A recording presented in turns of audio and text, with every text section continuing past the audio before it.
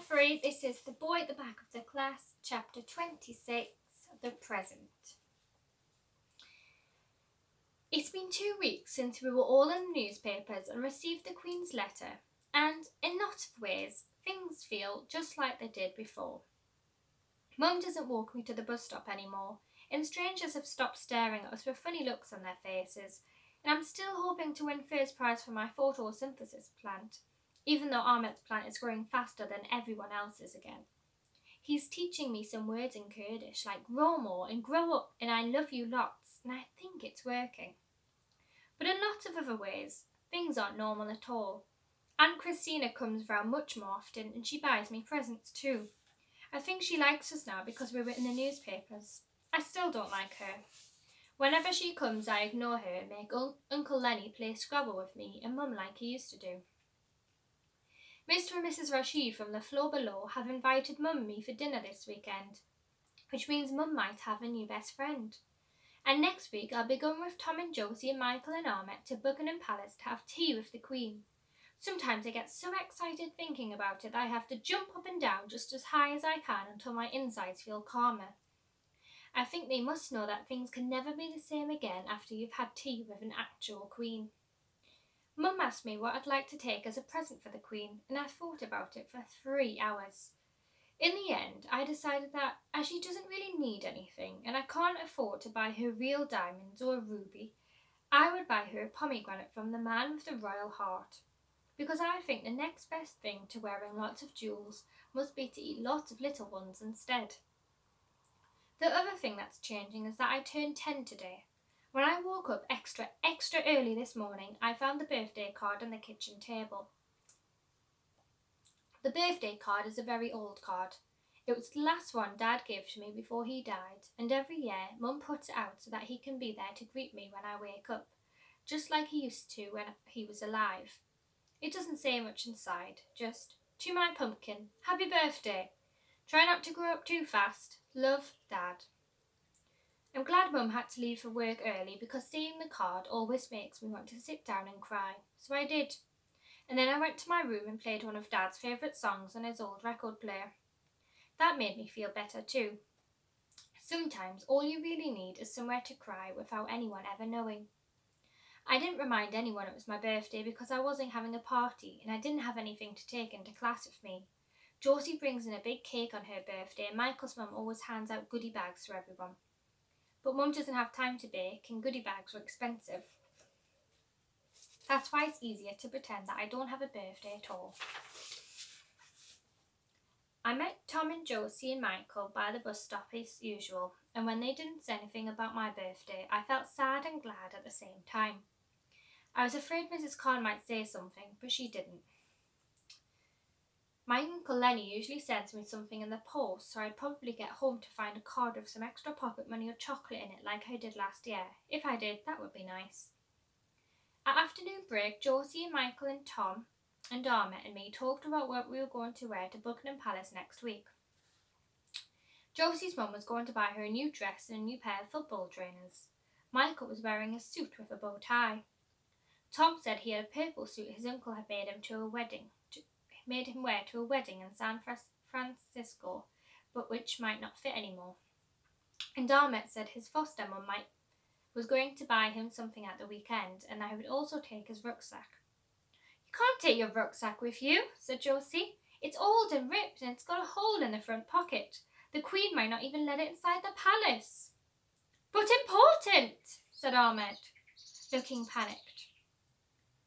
My dad gave me for birthday before war, and I carry from Syria, so next time I tell him it is seen by a queen. Oh, said Josie, looking sorry that she had said anything. Then you have to take it, I said. The Queen will want to see it. Yeah, said Tom, and your dad will love it. Ahmed smiled and said, I know you two understand.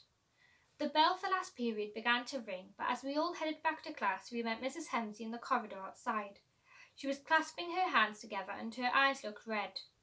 As soon as she saw us, she ran over and, whispering something into Ahmed's ear, took him by the hand and quickly led him away. Where's she taking him? Asked Josie, as Ahmed looked over his shoulder with a confused look on his face. None of us could think of an answer, so we made our way into class. After we had all got our spelling books out and had spent 10 minutes learning the meaning and spelling of 3 new words, possession, depression, and objection, there was a light knock on the door.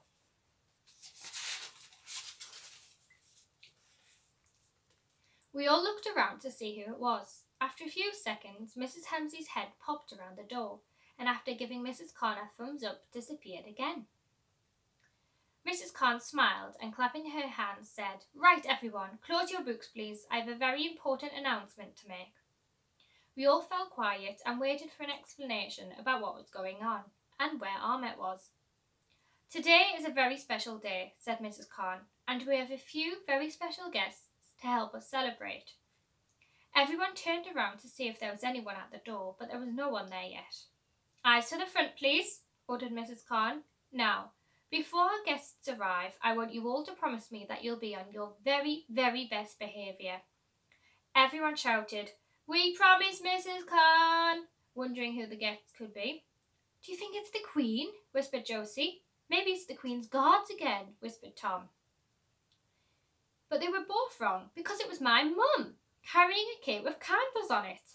And behind her was Mrs. Sanders and Ahmet's foster mum and Mrs. Hemsley and the woman who had been at the interview and who Michael had said was Ahmet's caseworker, and another woman we'd never seen before who was walking with her hand on Ahmet's shoulder. I could tell Ahmet was happy because he was smiling, but his eyes looked wet and a little red too, just like Mrs. Hemsley's had in the corridor. And within a few seconds, the whole class was singing happy birthday to me just as loudly as they could. After Mum helped me blow out the candles, Ahmet and Mrs. Hemsley and the woman who still had her hand on his shoulder at the front of the class with Mrs. Conn. "Quieten down, please, everyone," called out Mrs. Conn. "We'll cut the cake in just a few minutes, but first I want everyone to say good afternoon to our extra special guest, Mrs. Duncan." The woman standing beside Ahmet stepped forward as everyone shouted, "Good afternoon, Mrs. Duncan." She was wearing a bright blue suit and had short grey hair and a green diamond ring. "Now, Mrs. Duncan has come here today from very far away because she has some important news to share with us all," said Mrs. Conn. "Over to you, Mrs. Duncan." Mrs. Duncan nodded and looked straight at me with a smile before looking around at everyone. "Good afternoon, everyone. I'm from the Home Office, which is a government department that controls who comes in and out of our country." "Like the police?" called out Dean. "No, not like the police," smiled Mrs. Duncan. She waited for more questions, but no one else said anything.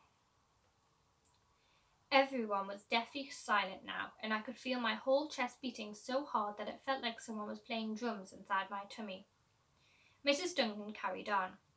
"Today I had the pleasure of bringing Ahmet some special news, and he has very kindly said that he would like to share it with all of you. Ahmet?" She held out a plain white envelope that had no address on it and offered it to him. But Ahmet didn't take it and whispered something to Mrs. Hemsley instead.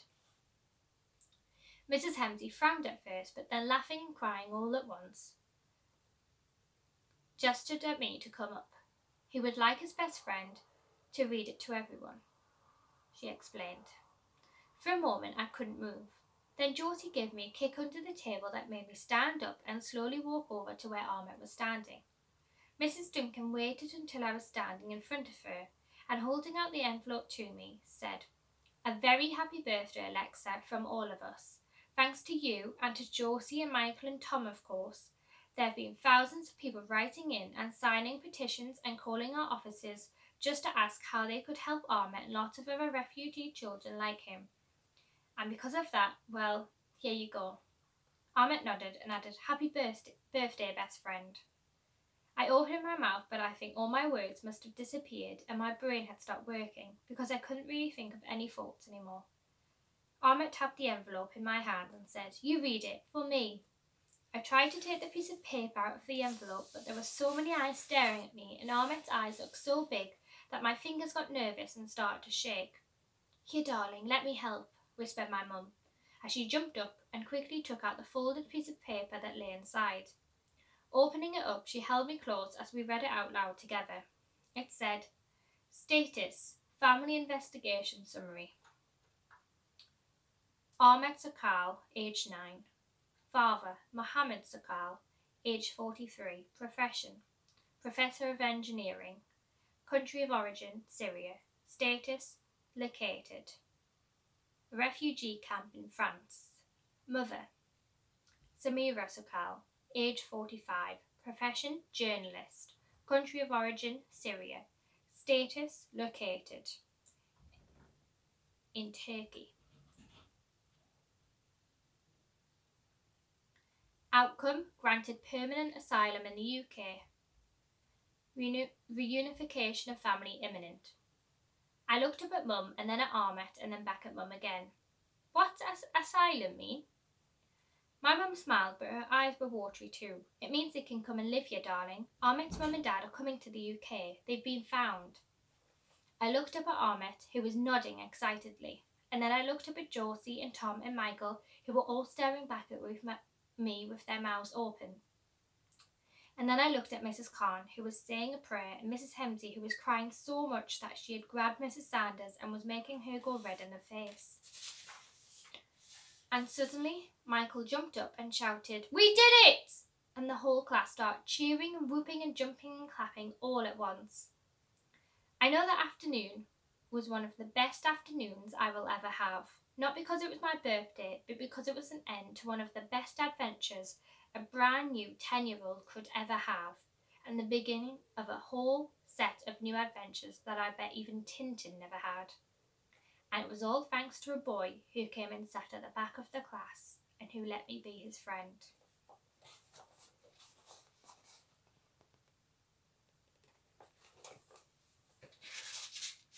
The end.